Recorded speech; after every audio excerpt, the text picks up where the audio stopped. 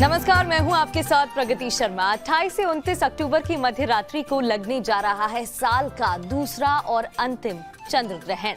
चंद्र ग्रहण एक खगोलीय घटना है, लेकिन ज्योतिष शास्त्र में इसका खास महत्व होता है। इस बार इसकी महत्वता और भी बढ़ गई है, क्योंकि ये ग्रहण शरद पूर्णिमा के दिन मेष राशि में लगने वाला है। साथ ही इस बार राहु लग रहा है। चंद्र ग्रहण और क्या बन रहा है, ग्रहों का महासंयोग क्या है, इसका महत्व क्या है, ये संयोग जिंदगी तबाह करने वाला या फिर जिंदगी संवारने वाला, किन राशियों पर क्या पड़ने वाला है असर, ये बताने के लिए हमारे साथ मौजूद है हमारे खास मेहमान पंडित अरविंद त्रिपाठी जी। बहुत बहुत स्वागत है आपका। जी धन्यवाद। आज इन्हीं सभी सवालों पर हम आपसे बातचीत करने वाले हैं और अपने सवालों के जवाब भी ढूंढने वाले हैं। इस बार कह रहे हैं कि राहु लगने वाला है। कहा जाता है कि चंद्र ग्रहण का असर सभी राशियों पर पड़ता है और ऐसे में कई चीजें हैं जिनका ध्यान रखना जरूरी है।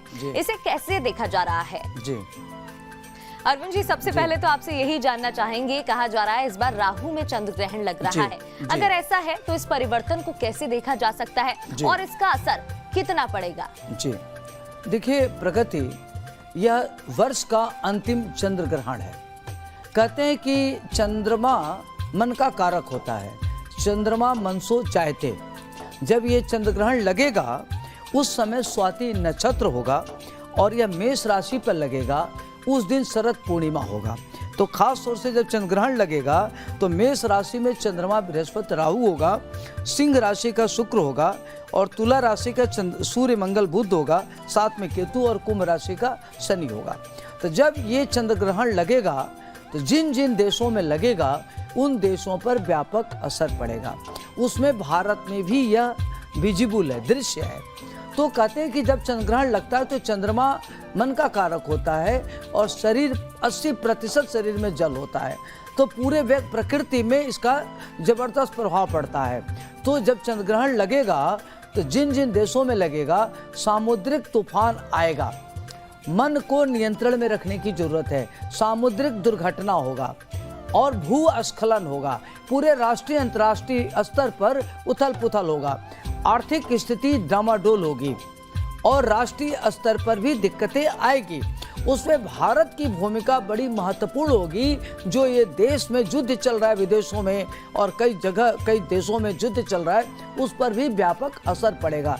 कहते हैं कि चंद्रमा मनसो जायते, क्योंकि जब व्यक्ति निर्णय लेता है तो जब चंद्रमा के साथ राहु होता है तो कहते हैं कि वो कैटलिस्ट का काम करता है। अगर कोई फल 1 गुना देता है तो चंद्रमा के साथ बृहस्पति गज केसरी योग बना रहा है, वहीं बृहस्पति के साथ राहु और चंद्रमा ग्रहण योग बना रहा है। तो वहाँ राहु कैटलिस्ट का काम करके 11 गुना फल को बढ़ा देता है।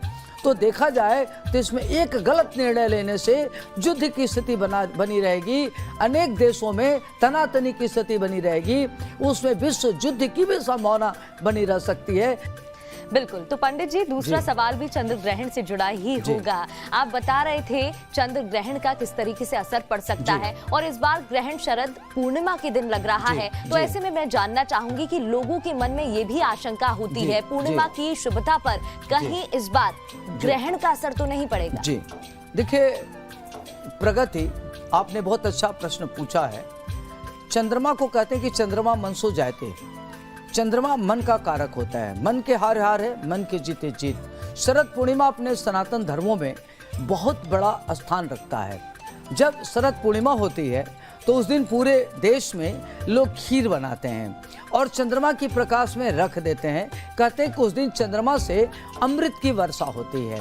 तो इसमें 3 बातें महत्वपूर्ण है कि चंद्रमा बृहस्पति गज केसरी योग बना रहा है, तो गज केसरी योग के नाते जो खास तौर से जिनका मेष राशि है, इन लोगों को थोड़ा सावधान रहना है, हेल्थ वेल्थ को करके लेकर के सावधान रहना है, नंबर 1। नंबर 2, चंद्रमा के साथ राहु भी बैठा हुआ है जो ग्रहण योग बनाता है, तो मन की विकार हो सकता है, व्यक्ति की मानसिक उद्विग्नता बढ़ सकती है, व्यक्ति डिप्रेशन में आ सकता है। तो मेष राशि वालों के लिए यह ग्रहण बहुत अच्छा नहीं है।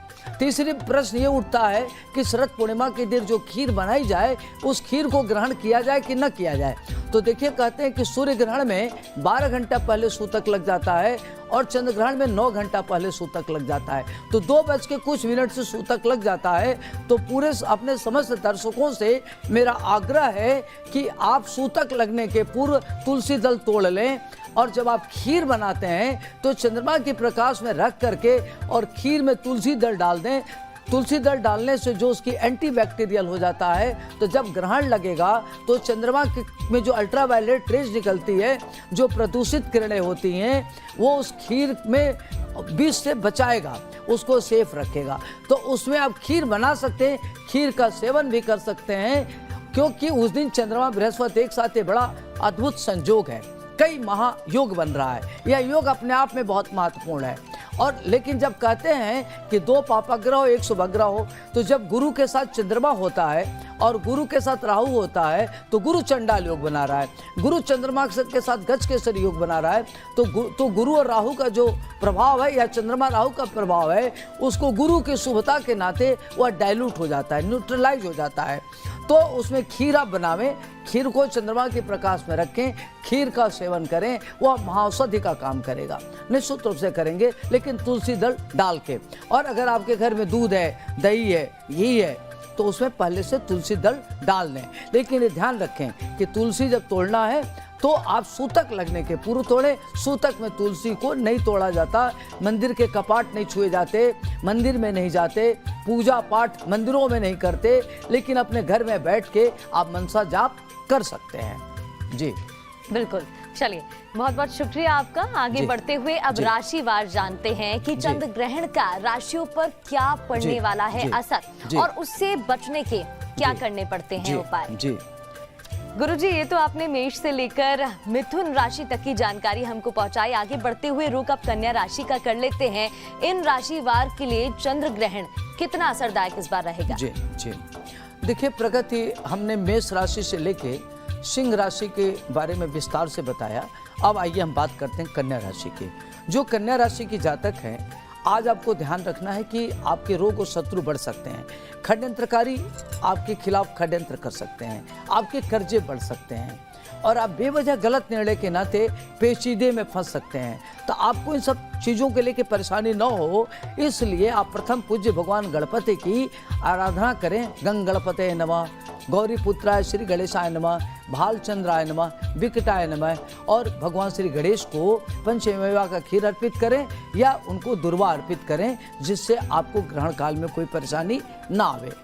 बिल्कुल। आगे बढ़ते हुए अब तुला राशि की भी बात कर लेते हैं। इस बार चंद्र ग्रहण कितना असरदायक इस राशि के लिए? जी देखिए प्रगति, यह ग्रहण जो वृश्चिक राशि वाले लोग हैं उनके अष्टम भाव में है, तो 8वां भाव में व्यक्ति को ध्यान रखना है कि उनको चोट चपेट न लगे, उनको रोग और शत्रु से बचना चाहिए और कर्जों से बचना चाहिए, और उनकी परेशानी न बढ़े, और अपने को थोड़ा सा ध्यान रखना है कि हेल्थ वेल्थ को लेकर के ध्यान रखना है।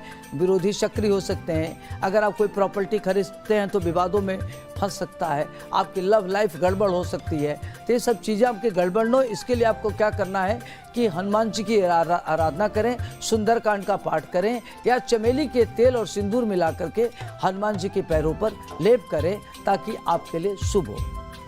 बिल्कुल। चलिए आगे बढ़ते हुए गुरुजी आपसे जानना चाहेंगे अन्य राशियों के बारे में भी। जी प्रगति, अभी तक तो हम लोगों ने बात कर लिया मेष राशि से लेके वृश्चिक राशि तक। अब हम बात करेंगे आगे धनु, मकर, कुंभ, मीन की। तो आइए बात करते हैं कि धनु राशि वाले जातकों के लिए यह ग्रहण कैसा रहेगा।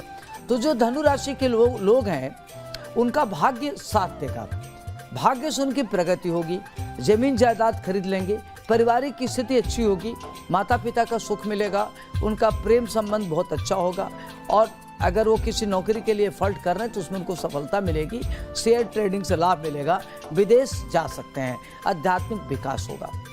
आपकी और प्रगति हो, आप विष्णु सहस्त्र नाम का पाठ करें, श्री सूक्त का पाठ करना अच्छा रहेगा आपके लिए। ओम सोम सुमाय नमः मंत्र का जप करें, और गाय को क्या करें कि दाल भरी पूड़ी खिलावें। अब आइए हम बात करते हैं मकर राशि की। तो जो मकर राशि के जातक हैं, उनके पिता से थोड़ा वैचारिक मतभेद हो सकता है।